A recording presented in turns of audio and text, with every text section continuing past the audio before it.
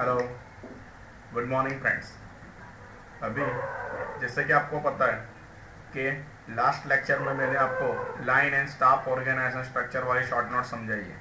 Okay, उसके पहले कौन सी शॉर्ट नोट समझाई थी? तो उसके पहले एक स्ट्रक्चर दूसरा समझाया था, तो वो था कि क्या कि लाइन ऑर्गेनाइजेशन स्ट्रक्चर। अगर आपको लाइन ऑर्गेनाइजेशन स्ट्रक्चर क्लियर होगा कॉन्सेप्चुअली, तो आपको line and staff organisation structure भी कॉन्सेप्चुअली क्लियर हो जाएगा। और अगर ये दोनों के दोनों स्ट्रक्चर आपने क्लियर किए होंगे, पता चला होगा उसमें, तो आपको जो आज के वीडियो में जो थर्ड क्वेश्चन मिलेगा तो पता चलेगा, अदरवाइज वो पता नहीं चलेगा। और जो आज के वीडियो में और आज के लेक्चर में जो शॉर्ट नोट जो स्ट्रक्चर में चलाऊंगा वो मोस्ट आईएमपी आपकी एग्जाम के लिए है। हो रहा है क्लियर?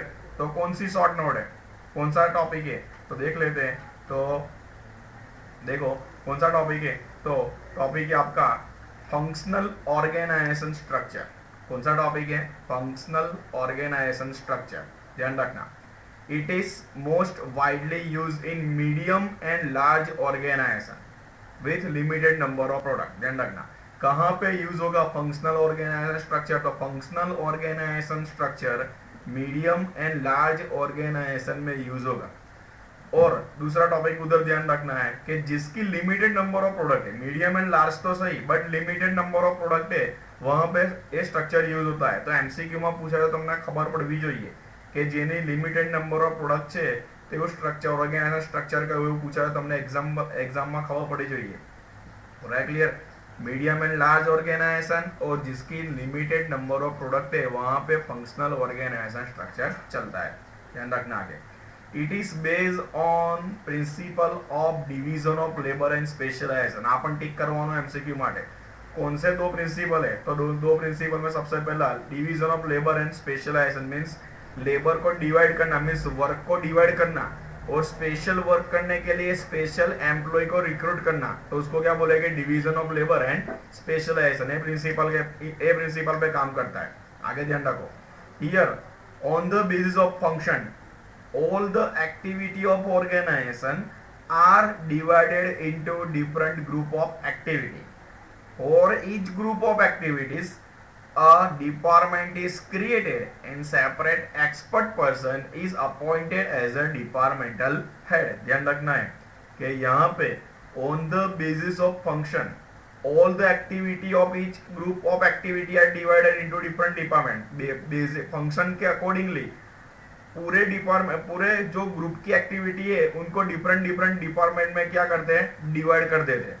और जितने भी डिवाइडिंग हुआ, तो जितने भी डिवाइडिंग हुई ना उसके अकॉर्डिंगली एक सेपरेट एक्सपर्ट पर्सन को अपॉइंट करेंगे। एक सेपरेट एक्सपर्ट पर्सन ने अपॉइंट करे અને એ સેપરેટ એક્સપર્ટ પર્સન એમનો હોય ડિપાર્ટમેન્ટલ હેડ।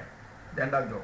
ફોર એક્ઝામ્પલ તમને જે ડાયાગ્રામ સમજાવીશ ને તેથી એક્ઝામ તમને ક્લિયર થશે, પછી આ કોન્સેપ્ટ તમને ફરીથી એક્ઝેક્ટ સમજાવું છું। પહેલા આપણે અહીંયાનું સમજી લઈએ। He has full authority and responsibility his particular department। ध्यान रखना, किसकी फुल अथॉरिटी एंड रिस्पॉन्सिबिलिटी है? तो जो डिपार्टमेंटल हेड है उसकी अपने डिपार्टमेंट के लिए या पूरी कंपनी के डिपार्टमेंट के लिए, पूरी कंपनी के लिए अपनी पूरी अथॉरिटी और रिस्पॉन्सिबिलिटी होगी। एग्जांपल दिया है देखो कि purchase manager is responsible for all the purchases of the company. Purchase manager होगा तो पूरी कंपनी की जो भी छोटे में छोटी परचेस करनी होगी ने तो उसकी रिस्पॉन्सिबिलिटी होगी। ઓછામાં ઓછું પરચેસ હોય કે બહુ મોટામાં મોટું પરચેસ હોય, સમજો કે રો મટીરિયલ પરચેસ કરવાનું હોય કે રેગ્યુલર કામ કરવા માટેનું કોઈ ઇન્સ્ટ્રુમેન્ટ કે ટૂલ્સ એન્ડ ઇક્વિપમેન્ટ પરચેસ કરવાનું છે, તો પરચેસની ટોટલ રિસ્પોન્સિબિલિટી જે પરચેસ ડિપાર્ટમેન્ટ બનાવ્યો હોય, તો પરચેસ ડિપાર્ટમેન્ટ ફંક્શનના અકોર્ડિંગલી બન્યો હોય તો પરચેસ ડિપાર્ટમેન્ટને લોકોએ મેનેજર બનાવ્યો હોય જેને ડિપાર્ટમેન્ટલ હેડ કહેવાય, તો એ મેનેજરની પૂરેપૂરી રિસ્પોન્સિબિલિટી કહેવાય આખી કંપનીના પરચેસની। चलो फिर से कॉन्सेप्ट समझाता हूँ। जो डायग्राम है उसके अकॉर्डिंग देखो कि जनरली फंक्शनल ऑर्गेनाइजेशन स्ट्रक्चर कहाँ पे काम करेगा? तो मीडियम एंड लार्ज ऑर्गेनाइजेशन में जिसकी लिमिटेड नंबर ऑफ प्रोडक्ट है। ओके, बे कॉन्सेप्ट ही काम करे છે जनरली, एक बे प्रिंसिपल पर काम करे છે। का बे प्रिंसिपल? तो division of labour and specialisation. कौन सा दो है? Division of labour and specialisation. અહીંયા શું કરે છે? On the basis of function of the activity of organisation are divided into different group of activity means ઓર્ગેનાઇઝેશનની એક્ટિવિટીને ડિફરન્ટ ગ્રુપ ઓફ એક્ટિવિટીમાં શું કરી દીધી ડિવાઇડ કરી દીધી જો ડાયાગ્રામમાં તમને દેખાય છે production department marketing department finance department and personal department દરેકે દરેક ડિવિઝન દરેકે દરેક ફંક્શનના પ્રમાણે ગ્રુપ ઓફ એક્ટિવિટીને ડિવાઇડ કરી અને દરેકે દરેક ગ્રુપ માટે એક સ્પેશિયલ એમ્પ્લોય રિક્રુટ કરશે બરાબર જેને આપણે કહીશું ડિપાર્ટમેન્ટલ હેડ બરાબર એક સ્પેશિયાલિસ્ટ કામ કરવા માટેનો એમ્પ્લોય કે પર્સનલ રિક્રુટ કરવામાં આવે તેને કહેવાય ડિપાર્ટમેન્ટલ હેડ અને એને જ કહીશું આપણે મેનેજર પણ ડિपार्टमेंटल हेड दैट मीन्स શું કહેવાય लाइन मैनेजर हुआ क्लियर। अभी इधर एग्जांपल दिया है मैंने परचेज मैनेजर का बट यहाँ पे परचेज नहीं है तो ऐसा कंफ्यूज मत होना परचेज डिपार्टमेंट भी आ सकता है डायग्राम में नहीं दिया ओके समझो कि यहाँ पे पर्सनल की जगह पे परचेज लिखा हुआ है तो परचेज मैनेजर परचेज डिपार्टमेंट का जो हेड हुआ दैट मीन्स परचेज डिपार्टमेंट का डिपार्टमेंटल हेड हुआ तो उसको क्या बोलेंगे परचेज मैनेजर। तो पूरी कंपनी की जो भी परचेस की रिस्पॉन्सिबिलिटी होगी टोटली रिस्पॉन्सिबिलिटी किसकी होगी वो पर्टिकुलर मैनेजर की होगा क्लियर। दैट मीन्स ऑर्गेनाइजेशन की एक्टिविटी को डिफरेंट डिफरेंट एक्टिविटी में क्या किया डिवाइड किया और डिफरेंट डिफरेंट एक्टिविटी के लिए एक सेपरेट एक्सपर्ट पर्सन को रिक्रूट किया उसको बोलेंगे डिपार्टमेंटल हेड और वो जो डिपार्टमेंटल हेड होगा उसकी अपने डिपार्टमेंट के लिए और पूरी कंपनी के लिए पूरे रिस्पॉन्सिबिलिटी होगी। Is it clear. ये पूरा कॉन्सेप्ट मैंने आपको क्लियर करवाया है। फंक्शनल ऑर्गेनाइजेशन स्ट्रक्चर एमसीक्यू में पण आई सके छे शॉर्ट नोट में पण 2.5 मार्क में पूछाई सके छे 5 मार्क में पूछाई सके छे घणी बधी बार पूछायेलुं छे એટલે તમને કહું છું થશે ક્લિयर कॉन्सेप्ट होगा ना क्लियर 3-4 बार हो गया होगा क्लियर। फिर आगे देखते इज इट क्लियर ना ओके चलो आगे देखते चलो आगे देखो गाइस क्या है तो आगे का टॉपिक है सूटेबिलिटी कहां पे सूटेबल है फंक्शनल ऑर्गेनाइजेशन स्ट्रक्चर। तो जैसे कि आगे मैंने बताया तो this organisation structure become necessary when medium and large organisation group means medium and large organisation group में चलेगा and business become more complex okay limited product है और बिजनेस उसका मोर कॉम्प्लेक्स मींस बहुत जटिल बिजनेस होय तो अहींया आ चाले अदरवाइज बीजे कसे चालशे नहीं मीडियम एंड लार्ज फिर limited product and more complex ध्यान रखना है ओके। आगे देखते हैं क्या है तो आगे का टॉपिक है आपका advantages of functional organisation structure. तो ध्यान रखना एडवांटेजेस डिटेल में समझा रहा हूं। तो देखो फर्स्ट टॉपिक है उसमें high degree of specialisation. High degree of specialisation means क्या तो आपको बताया मैंने कि हर एक एक्टिविटी के लिए डिफरेंट डिफरेंट एक्टिविटी के लिए डिफरेंट डिफरेंट डिपार्टमेंटल हेड को रिक्रूट किया तो डिफरेंट डिफरेंट डिपार्टमेंटल हेड है दैट मीन्स क्या वो अपने काम के लिए स्पेशलाइज पर्सन है मीन्स उसको स्पेशलिटी है इसके लिए उसको वहां पे departmental as a departmental head recruit किया है तो वर्क में भी आपको हाई डिग्री ऑफ स्पेशलाइजेशन दिखेगा कि नहीं तो मीन्स ऑर्गेनाइजेशन के लिए बेनिफिट हुआ दैट मीन्स एडवांटेज में लिखा है ओके।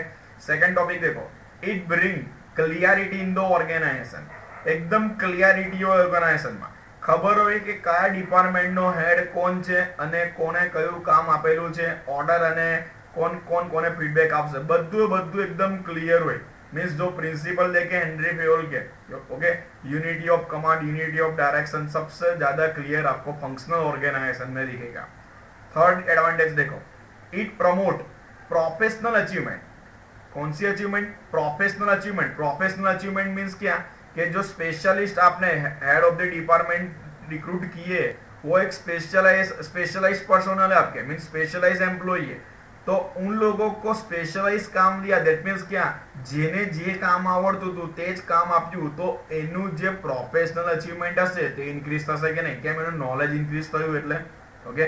तो जो प्रोफेशनल अचीवमेंट इन्क्रीज थशे तो ए तमने अने तमारी ऑर्गेनाइजेशन माटे पण बहु बेनिफिशियली रहेशे। Fourth topic economical and better utilisation of resources. ध्यान रखना इकोनॉमिकल હવે તમે કહેશો સર આટલા બધા ડિપાર્ટમેન્ટ પડ્યા આટલા બધા ડિપાર્ટમેન્ટલ હેડ રાખ્યા એમની પણ નીચે ઘણા બધા એમ્પ્લોય છે તો પછી તમે ઇકોનોમિકલ શું કામ કહો છો આ તો બહુ ખર્ચાળ હોય ને ઓકે बट इकोनॉमिक होगा क्यों कि हर एक काम के लिए स्पेशलाइजेशन है तो स्पेशलाइज पर्सनल आपने रखे हुए दैट मीन्स कंपनी के जो रिसोर्सेज होगी ना तो रिसोर्सेज का कम यूज होगा मीन्स बेटर यूटिलाइज होगा रिसोर्सेज मीन्स वेस्टेज कम होगी रिसोर्सेज यूज तो करेगी ज्यादा बट उसकी वेस्टेज कम होगी इससे बेटर यूटिलाइजेशन ऑफ रिसोर्सेज होगा। मीन्स डायरेक्ट नहीं और इनडायरेक्टली कंपनी को क्या होगा, इकोनॉमिकल होगा. સમજો કે કામ કરવા માટેનો સ્પેશિયાલિસ્ટ છે, ધેટ મીન્સ એને ખબર હોય કે રિસોર્સિસ કેવી રીતે યુઝ કરવાનું ને કેવી રીતે નહીં. That means better utilisation of resources થશે, બરાબર છે. એના કારણે કંપનીના જે રિસોર્સિસ છે તે ઓછા વેસ્ટેજ થશે, એટલે ઇકોનોમિકલ. होगा क्लियर. फिफ्थ टॉपिक देखो, high degree of control and coordination. Okay, आगे मैंने ऊपर आपको समझाया कि क्लियरिटी ऑर्गेनाइजेशन में फंक्शनल ऑर्गेनाइजेशन नहीं रहती. क्यों? कि वहां पे पता है कि कौन कंट्रोल रखेगा और कौन कौन कोऑर्डिनेशन रखेगा. तो फंक्शनल ऑर्गेनाइजेशन में कंट्रोल અને કોઓર્ડિનેશન કમ્પ્લીટ રાખશે. કેમ? દરેક જણને ખબર હોય કે ઓર્ડર ક્યાંથી આવવાનો છે અને ફીડબેક ક્યાંથી જવાનો છે. ख्याल आज के नहीं. दैट मीन्स सुपीरियर और सबऑर्डिनेट की रिलेशनशिप यहाँ पे प्रॉपर मेंटेन होगी. इसके लिए आपको कंट्रोल एंड कोऑर्डिनेशन क्लियरली दिखेगा. होगा क्लियर. 5 एडवांटेजेस हुए. कौन से 5 एडवांटेजेस है? सबसे पहला है high degree of specialisation. Second topic है आपका it bring clarity in the organisation. Third topic है it promote professional achievement. Professional achievement promote होगा, ज्यादा होगा. Fourth topic economical and better utilisation of resources. बराबर समझाયું તમને, ના ખબર પડે તો પૂછી લેવાનું. Fifth topic high degree of control and coordination. સૌથી વધારે કંટ્રોલ અને coordination means line organisation structure અને જે આપણે line and staff organisation structure જોવું ને એના કરતાં તમને અહીંયા કંટ્રોલ અને કોઓर्डिनेशन વધારે દેખાશે. ओके, तो उसके एडवांटेज है. हर एक जो चीज है उसके एडवांटेज तो होते ही है, बट साथ में उसके डिसएडवांटेज भी होते हैं. उसके डिसएडवांटेज को भी डिस्कस करना पड़ेगा. चलो देखो डिसएडवांटेज क्या है. तो responsibility for ultimate performance not be fix because no one is responsible for cost and profit. ध्यान रखना, आगे मैंने आपको समझाया कि पर्टिकुलर डिपार्टमेंट के लिए डिपार्टमेंटल हेड रिक्रूट किया है. समझो कि परचेस मैनेजर નું તમને એક્ઝામ્પલ આપ્યું, તો આખા પરચેસ આખા કંપનીના પરચેસની રિસ્પોન્સિબિલિટી પરચેસ મેનેજરની હતી.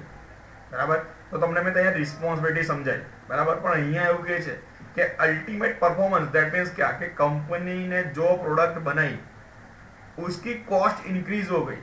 कॉस्ट ऑफ प्रोडक्शन इंक्रीज हुआ, कॉस्ट ऑफ प्रोडक्शन इंक्रीज हुआ, जिससे प्रॉफिट क्या हुआ है, डिक्रीज हुआ है. तो कोई भी डिपार्टमेंटल हेड रिस्पॉन्सिबिलिटी लेने के लिए रेडी नहीं होगा. वो नहीं ऐसा बोलेगा कि मेरे लिए ऐसा प्रॉब्लम हुआ है. मीन्स अल्टीमेटली कोई भी इंडिविजुअल डिपार्टमेंट की रिस्पॉन्सिबिलिटी यहाँ पे फिक्स हो सकती नहीं है. इसके लिए उसके डिसएडवांटेज में लिखा है. पढ़ से खबर फर्जी समझो तो ध्यान रखो. Responsibility for ultimate performance not be fix because no one is responsible for cost and profit. समझो પ્રોફિટ થયો કંપનીને, કોસ્ટ ઓછી આવી તો બધા એવું કહેવા આવી જશે કે ભાઈ મારા લીધે થયું. બટ अगर कंपनी की जो प्रोडक्ट कंपनी प्रोड्यूस करती है उसकी कॉस्ट ऑफ प्रोडक्शन इंक्रीज हुई और उससे कंपनी का प्रॉफिट डिक्रीज हुआ तो कोई भी एम्प्लॉय रिस्पॉन्सिबिलिटी लेने के लिए आगे आएगा नहीं. दैट मीन्स वो कंपनी के लिए डिसएडवांटेज हुआ ना. होगा कि नहीं clear. Second topic it slows the decision making process. क्यों स्लो किया डिसीजन मेकिंग प्रोसेस? क्यों? तो जो બધા બહુ જ ડિપાર્ટમેન્ટ પાડેલા છે, બધા ડિપાર્ટમેન્ટ પાસે ડિપાર્ટમેન્ટ માટે સ્પેશિયલ ડિપાર્ટમેન્ટલ હેડ છે, એમની નીચે પણ ઘણા બધા એમના સબઓર્ડિનેટ મીન્સ ઘણા બધા લેવલ છે. ઓકે, તો ડિસિઝન લેવા માટે ઘણા બધા લેવલમાંથી પાસ થવું પડે. That means decision making process શું થવાનો? તો અહીંયા સ્લો થવાનો. થશે clear. And third topic it may leads to line and staff conflict. ध्यान रखना, आगे की शॉर्ट नोट मैंने समझाई. Line and staff, line manager means आपको पता है डिपार्टमेंटल हेड, और staff means specialist. Means line management departmental head અને સ્ટાફ એ બંને વચ્ચે કોન્ફ્લિક્ટ થઈ શકે છે. એન્ડ दूसरा भी हो सकता है कि inter departmental conflict. That means ઘણા બધા ડિપાર્ટમેન્ટ બનાયા, બરાબર, તો इंटर डिपार्टमेंटल कॉन्फ्लिक्ट પણ થઈ શકે છે. होगा कि नहीं? तो वो कॉन्फ्लिक्ट जीतने होंगे तो कंपनी के लिए ही ड्रॉबैक हुआ ना, उसके लिए उसके डिसएडवांटेज में लिखा है. होगा कि नहीं? Line and staff conflict and inter departmental conflict. Is it clear? Okay, तो ये आपकी शॉर्ट नोट थर्ड टॉपिक आपका थर्ड शॉर्ट नोट आपकी यहाँ पे क्लियर हुई.